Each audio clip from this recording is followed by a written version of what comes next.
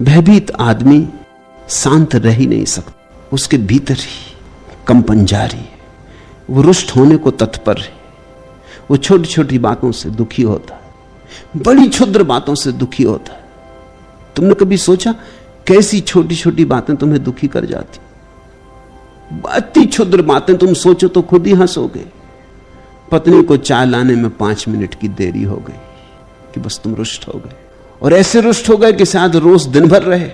लोग कहते हैं बिस्तर के गलत कोने से उतर गए, गलत से भी उतर गए हो तो उतर गए, खत्म हुआ, मगर अब दिन भर वो जो बिस्तर के गलत कोने से उतर गए हैं वो दिन भर पीछा कर रहा है। किसी आदमी ने नमस्कार न किया कि दिन भर छाया की तरह कांटा चुभता रहता, कोई आदमी देख के हंस दिया, रुष्ट हो गए। ऐसे छुई मुई, ऐसे दीन होकर संभव नहीं है कि तुम कभी आत्मवान हो सको। जरा देखो भी तो किन बातों पर रुष्ट हो रहे हैं। इन बातों में कुछ सार भी है।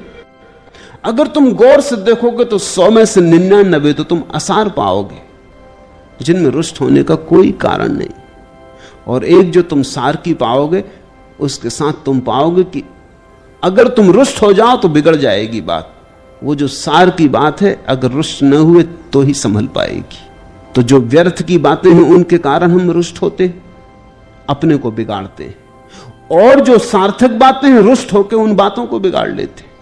क्रोध में कब कौन आदमी सम्यक व्यवहार कर पाया? रुष्ट होकर आदमी तो मतांध हो जाता है। उस अंधेपन में कौन ठीक चल पाया?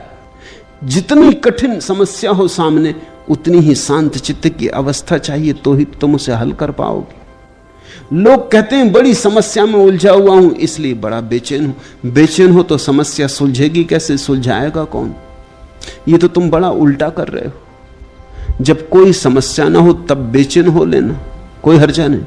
जब समस्या हो तब तो बड़े चैन में हो जाओ, तब तो बड़े शांत हो जाओ, क्योंकि हल तुम्हें करना है। शांत हृदय से हल आ सकेगा। दोष लगाना, निंदा करना, अति शोकाकुल हो जाना, छोटी छोटी चीजों पर फाउंटेन पेन ठीक नहीं चल रहा, खर खर की आवाज कर रहा है, शोकाकुल हो गए। अपने व्यवहार को जांचते रहो, देखते रहो। बोकुजू ज़ेन फकीर हुआ, वो जब अपने गुरु के पास था, छोटा बच्चा था, उसका काम था गुरु का कमरा साफ करना। कमरा साफ कर रहा था कि गुरु के पास एक बड़ा बहुमूल्य मूर्ति थी, बड़ी बहुमूल्य मूर्ति थी बुद्ध की। वो गिर गई, वो चकनाचूर हो गई। वो बहुत घबराया।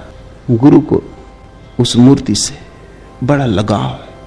वो रोज 2 फूल उस मूर्ति के चरणों में चढ़ा जाते, और सदियों पुरानी मूर्ति है, गुरु के पास थी और गुरु के पास थी, और पीढ़ी दर पीढ़ी वसीयत की तरह मिली है। ये क्या हो गया? वो घबरा ही रहा था कि तभी गुरु कमरे में आ गया, तो उसने मूर्ति अपने दोनों हाथों के पीछे छिपा ली, और उसने गुरु से कहा एक बात पूछनी, जब कोई आदमी मरता है तो क्यों मरता है? तो उसके गुरु ने कहा उसका समय आ गया। तो उसने कहा कि ये आपकी मूर्ति का समय आ गया। गुरु हंसा और उसने कहा जो तू मुझे समझा रहा है अपने जीवन में याद रखना। तेरे जीवन में बहुत मूर्तियों का समय आया, जब टूटे तो याद रखना समय आ गया था। और बोकुजू कहता है वही बात उसके जीवन को बदलने वाली बन गई।